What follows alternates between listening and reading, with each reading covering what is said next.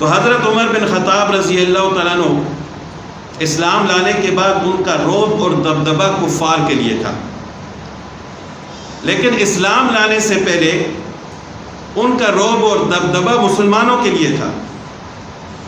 ان کی ایک کنیز تھی، لبینہ نام تھا اس کا، وہ اسلام لائی تو دن رات اس کو مارتے تھے، لیکن اس کنیز نے اسلام کو نہیں چھوڑا۔ تو انہی لوگوں کی قربانیوں کی وجہ سے پھر اللہ تعالیٰ نے حضرت عمر بن خطاب رضی اللہ تعالیٰ عنہ کو بھی اسلام کی دولت عطا فرمائی۔ اگر وہ اس وقت مار کھا کے پھر جاتے کہ ہمیں نہ مارے، ہم تو اسلام کو چھوڑ رہے ہیں، تو پھر حضرت عمر رضی اللہ تعالیٰ عنہ کیسے مسلمان ہو؟ تو ایک دفعہ کفار نے آپس میں مشورہ کیا، کفار کے سرداروں نے،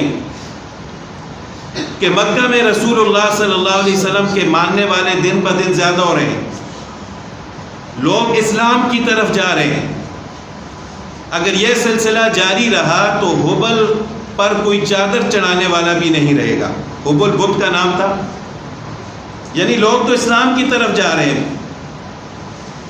پھر بتوں کی عبادت کون کرے گا، ان پر چادریں کون چڑھائے گا؟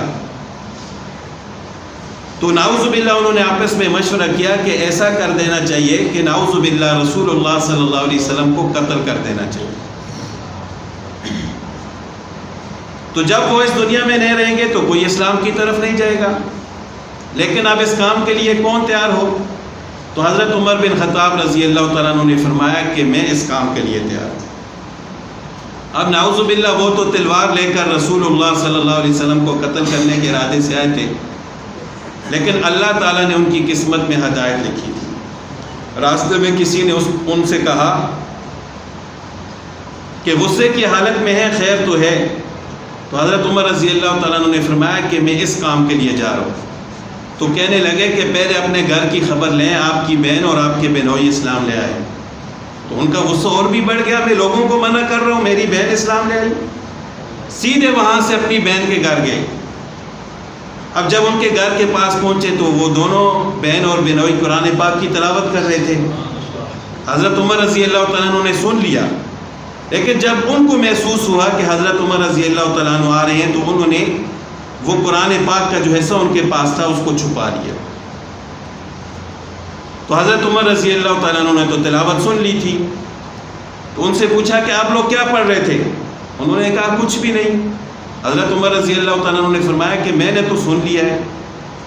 اب سب سے پہلے اپنے بہنوئی کے اس کا گریبان پکڑا، ان کے ساتھ لڑائی کی، جھگڑا کیا، ان کو مارا، پھر جب بہن چھڑانے کے لیے آئیں تو ان کو مارنا شروع کر دیا، تو اتنا مارا کہ لہو لعان ہو گئی۔ اور اس حالت میں حضرت عمر رضی اللہ تعالیٰ عنہ کی بہن نے فرمایا کہ آپ اگر مار مار کر ہمیں ہماری بوٹی بوٹی کر دیں، ہم پھر بھی اسلام کو چھوڑنے والے نہیں ہیں۔ بس یہ درد والے الفاظ حضرت عمر رضی اللہ تعالیٰ عنہ کے دل پر ایسے لگے کہ محبت کی نگاہ سے اپنی بہن کو دیکھا اور کہنے لگے کہ آپ جو کچھ پڑھ رہی تھی مجھے بھی دکھاؤ، میں بھی پڑھنا چاہتا ہوں۔ تو ان کی بہن نے فرمایا کہ آپ ایسے نہیں پڑھ سکتے، پہلے آپ غسل کر کے آئیں، کلمہ پڑھیں، پاک ہوں، پھر آپ قرآن پاک کو ہاتھ لگائیں گے۔ تو پاک ہو کر آئے، پھر ان کو وہ نسخہ دیا گیا، تو یہ آیات اس کے اوپر لکھی ہوئی تھیں، سبح للہ ما فی السماوات والارض وہو العزیز الحکیم۔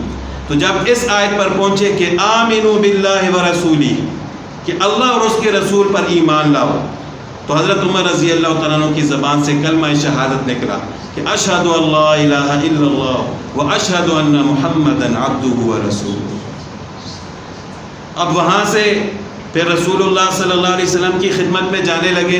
اس وقت رسول اللہ صلی اللہ علیہ وسلم دار ارقم میں مقیم تھے۔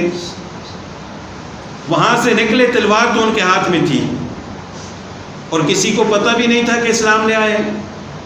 جب دار ارقم پر پہنچے، صحابہ کرام نے دیکھا کہ حضرت عمر رضی اللہ تعالیٰ عنہ ہاتھ میں تلوار بھی ہے اور کسی کو یہ بھی نہیں پتہ تھا کہ اسلام لے آئے، پتہ نہیں کس ارادے سے آئے۔ حضرت حمزہ رضی اللہ تعالیٰ عنہ نے فرمایا کہ دروازہ کھولو، آنے دو، جس ارادے سے بھی آیا دیکھا جائے گا، اچھے ارادے سے آئے تو ٹھیک ہے، نہیں تو اسی تلوار سے اس کا سر قلم کر دیں گے۔ جب دروازہ کھولا گیا اندر داخل ہوئے، رسول اللہ صلی اللہ علیہ وسلم خود آگے بڑھے اور پوچھا کہ عمر کس ارادے سے آئے ہو؟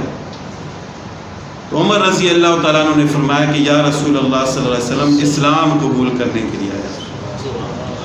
تو تمام صحابہ کرام نے اللہ اکبر کا نعرہ بلند فرمایا اور ایک دوسرے کو مبارکباد دی۔ تو یہ وہ رسول اللہ صلی اللہ علیہ وسلم کی دعا تھی کہ اللہم اعز الاسلام بعمر بن الخطاب او بعمر بن ہشام۔ تو اللہ تعالیٰ نے آپ صلی اللہ علیہ وسلم کی دعا حضرت عمر رضی اللہ تعالیٰ عنہ کے حق میں قبول فرمائی۔